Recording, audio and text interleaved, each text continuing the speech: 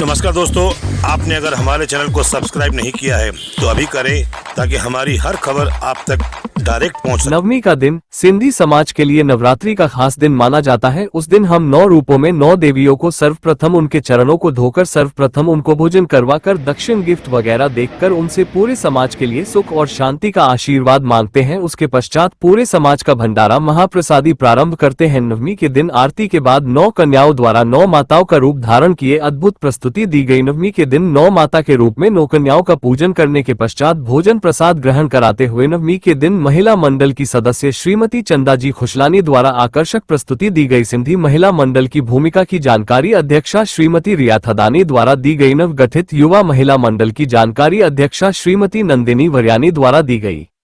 9 दिन तक अपनी उपस्थिति देकर पूरे कार्यक्रम को सफल बनाने में निम्न पदाधिकारियों एवं सदस्यों का योगदान रहा।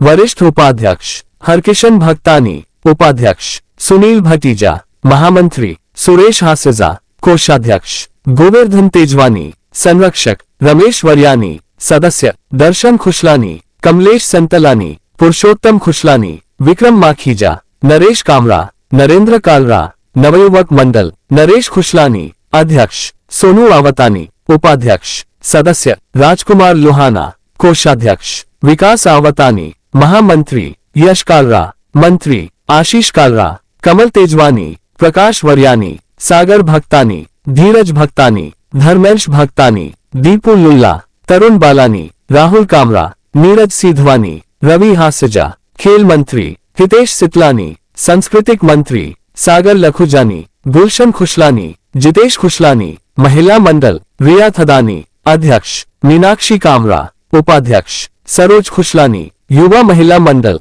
नंदिनी वरियानी, अध्यक्ष वैशाली भक्तानी, उपाध्यक्ष आदि उपस्थित रहे।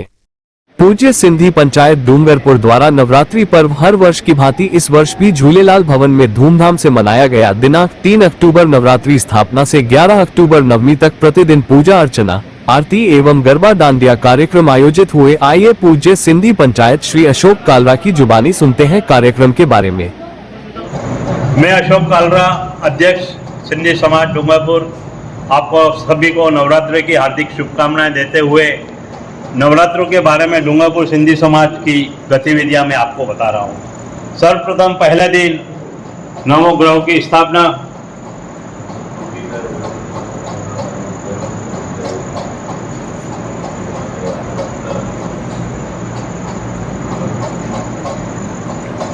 और शाम को पूरे समाज को हम आरती के लिए रोटेशन से बिना किसी बोली के निमंत्रण भेजते हैं। और ये परंपरा हमने जब से गणपति स्थापना और नवरात्रि स्थापना की है तभी से ही हमने ये परंपरा रखी है कि आरती की कोई बोली नहीं लगेगी।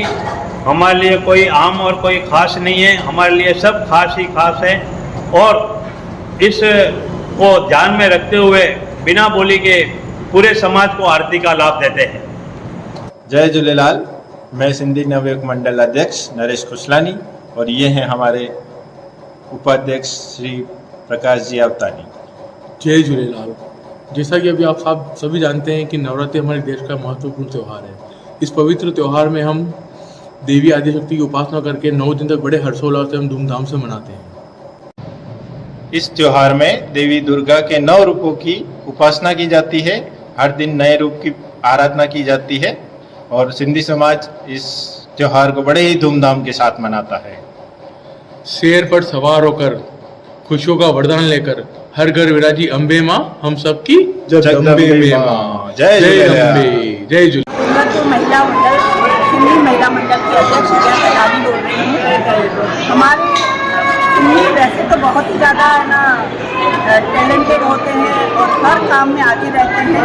उनको हमारे समाज को ऐसा कोई जरूरी नहीं था कि हमारा ऐसा कोई मंडल बनाया जाए। हमारी महिलाएं वैसे भी बहुत ज़्यादा एक्टिव है, लेकिन वो जो भी काम हो रहे थे वो दिशाहीन थे, उनमें गति नहीं थी। तो हमारे ये मंडल बनाने से उनमें सार्थकता उनकी सिद्ध हुई है और उनमें गति आई है और एक दिशा मिल गई है जो भी हम काम कर रहे हैं। पिछले कई सालों से कई प्रकार के कार्य हुए हैं हमारे कार्यकाल में। जैसे कोविड हुआ तो हमारे महिला मंडल ने घर घर में जो भी पेशेंट थे उनको खाना वितरित किया। और ऐसा नहीं है कि हम सिर्फ अपने समाज के लिए कर रहे हैं, जो बाहर से बच्चे नीट का एग्ज़ाम देने आते हैं उनके लिए भी हम रहने की व्यवस्था, खाने की व्यवस्था हमेशा से करते आया था। मनोबल बढ़ गया है हमारे महिला मंडल का और वो बहुत ज़्यादा हिम्मत से और आगे काम करता रहेगा, इसी आशा के साथ।